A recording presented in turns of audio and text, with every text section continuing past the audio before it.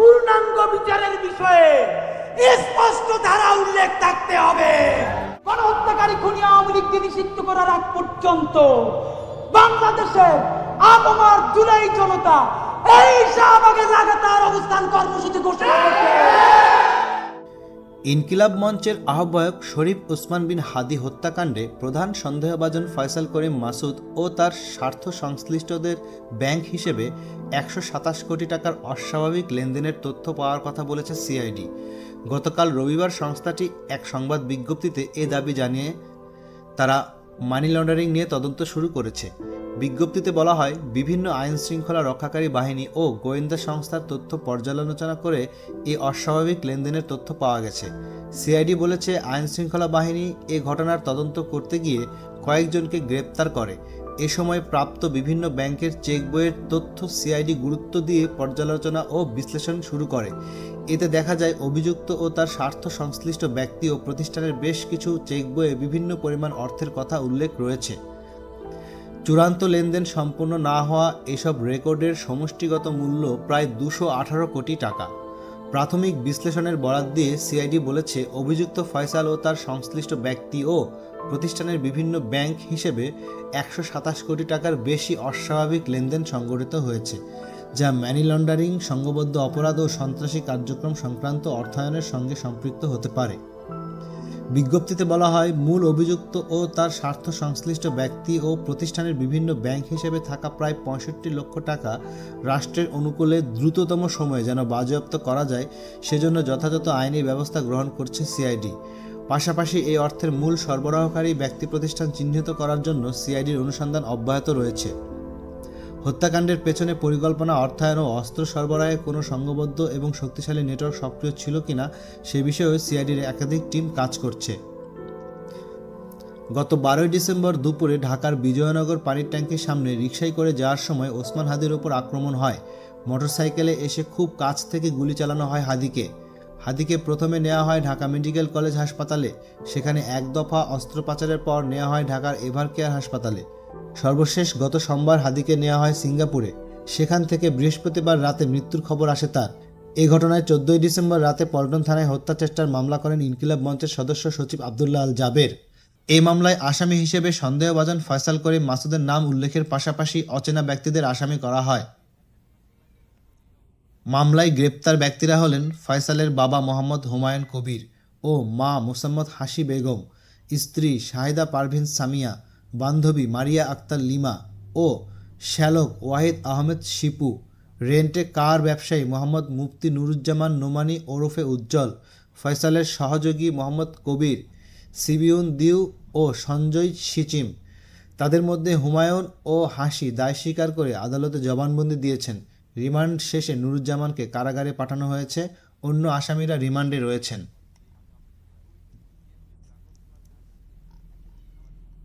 ইনকিলাব মঞ্চের আহ্বায়ক শরীফ ওসমান বিন হাদি হত্যাকাণ্ডকে কেন্দ্র করে সম্প্রতি সামাজিক যোগাযোগ মাধ্যম ও কিছু অনলাইন প্ল্যাটফর্মে একটি দাবি ব্যাপকভাবে ছড়িয়ে পড়েছে। ভাইরাল এসব পোস্টে বলা হচ্ছে, বিএনপি নেতা মির্জা আব্বাসের ঢাকা ব্যাংক হিসাব থেকে 127 কোটি টাকার লেনদেনের সঙ্গে এই হত্যাকাণ্ডের আর্থিক যোগসূত্র রয়েছে। তবে সরকারি তদন্ত, আদালতের নথি ও নির্ভরযোগ্য সংবাদ মাধ্যমের প্রতিবেদনে বিশ্লেষণ করে এমন তথ্য বা প্রমাণ পাওয়া যায়নি। সিআইডির তদন্তে 127 কোটি টাকার তথ্য কিভাবে এলো? ক্রিমিনাল ইনভেস্টিগেশন ডিপার্টমেন্ট হাদি হত্যাকাণ্ডের তদন্তের অংশ হিসেবে মূল অভিযুক্ত ফয়সাল করিম মাসুদ ও তার সহযোগীদের ব্যাংক হিসাব বিশ্লেষণ করে অস্বাভাবিক আর্থিক লেনদেনের তথ্য শনাক্ত করে।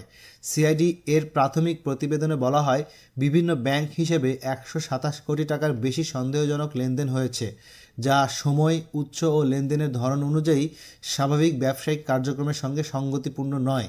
তদন্ত সংশ্লিষ্ট কর্মকর্তা জানিয়েছে, এই লেনদেনগুলো মানি লন্ডারিং, সংগঠিত অপরাধ ও অপরাধে অর্থায়নের ইঙ্গিত বহন করে। এ কারণে বিষয়টি আলাদাভাবে গভীর তদন্তের আওতায় আনা হয়েছে। সিআইডির আবেদনের পর আদালত ফয়সাল করিম মাসুদ ও তার সহযোগীদের অন্তত 8টি ব্যাংক হিসাবে জব্দের নির্দেশ দেন। এসব হিসাবে থাকা অর্থের মধ্যে প্রায় 65 লক্ষ টাকা বাজেয়াপ্ত করার আইনি প্রক্রিয়া শুরু হয়। একই সঙ্গে মানি লন্ডারিং প্রতিরোধ আইনে একটি পৃথক মামলা দায়ের করা হয়। আদালতের আদেশ ও মামলার নথিতে এই লেনদেনগুলো ফয়সাল ও তার সংশ্লিষ্টদের হিসাবে সীমাবদ্ধ বলে উল্লেখ রয়েছে। মির্জা আব্বাসের সম্পৃক্ততার দাবি কতটা সত্য? যাচাই করে দেখা গিয়েছে, সিআইডির তদন্ত প্রতিবেদন, আদালতের আদেশ কিংবা চার্জ সংক্রান্ত নথিতে মির্জা আব্বাসের নাম নেই। একাধিক মূলধারার সংবাদ মাধ্যমে প্রকাশিত প্রতিবেদনে 127 কোটি টাকার লেনদেনকে মূল অভিযুক্ত ফয়সাল করিম মাসুদ ও তার সহযোগীদের সঙ্গে সম্পৃক্ত বলা হয়েছে। এসব প্রতিবেদনের কোথাও বিএনপি নেতা মির্জা আব্বাস বা তার ঢাকা ব্যাংক হিসেবের সঙ্গে এই অর্থ লেনদেনের কোনো সংযোগ নিশ্চিত করা হয়নি। আইন শৃঙ্খলা রক্ষাকারী বাহিনীর একটি সূত্র জানিয়েছে, রাজনৈতিকভাবে পরিচিত কোনো ব্যক্তির নাম জড়িয়ে দাবি ছড়ানো হলেও তদন্তে এখন পর্যন্ত এমন কোনো আর্থিক ট্রেল পাওয়া যায়নি যা মির্জা আব্বাসের দিকে নির্দেশ করে। তথ্য বিশ্লেষণে দেখা যায়, সিআইডি এর প্রতিবেদনে উল্লেখিত 127 কোটি টাকার অস্বাভাবিক লেনদেন বিষয়টি সামাজিক যোগাযোগ মাধ্যমে ছড়িয়ে পড়ার মূল অভিযুক্তদের নাম বাদ দিয়ে বিভিন্ন ব্যক্তির নাম যুক্ত করা হয়েছে। বিশেষজ্ঞরা বলছেন, এটি আংশিক সত্য তথ্যকে বিকৃতভাবে উপস্থাপন করার একটি ক্লাসিক উদাহরণ, যা সাধারণ পাঠকদের বিভ্রান্ত করে।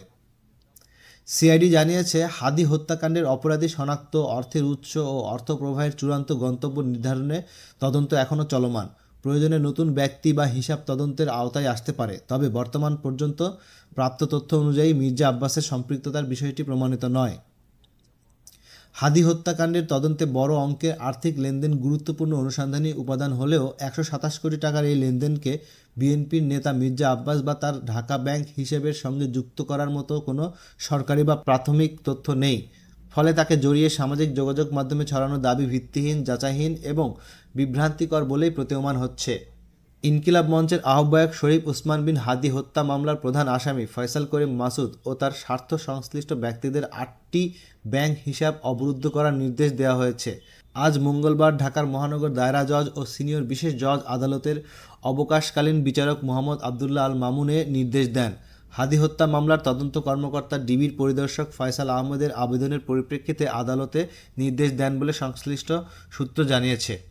ত্রয়োদশ জাতীয় সংসদ নির্বাচন ও গণভোটের তফসিল ঘোষণার পরদিন 12 ডিসেম্বর ঢাকার পুরানা পল্টনের বক্স কালভার্ট রোডে একটি চলন্ত মোটরসাইকেল থেকে দুর্বৃত্তরা রিকশায় থাকা হাদিকে মাথায় গুলি করে। আশঙ্কাজনক অবস্থায় প্রথমে ঢাকা মেডিকেল কলেজ হাসপাতাল ও পরে এভারকেয়ার হাসপাতালে তাকে চিকিৎসা দেওয়া হয়।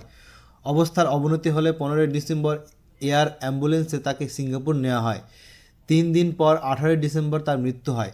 আপনি মনে রাখেন, এই ওয়াকার সাহেব অথবা আর্মি যদি কোনো কু করার চেষ্টা করে, জনগণ গিয়ে ক্যান্টনমেন্টের ইট খুঁজে নিয়ে আসবে। ইট আপনাকে জিজ্ঞেস করতে চাই, আপনি কি বাংলাদেশের সেনাপ্রধান নাকি আপনি ভারতের সেনাপ্রধান?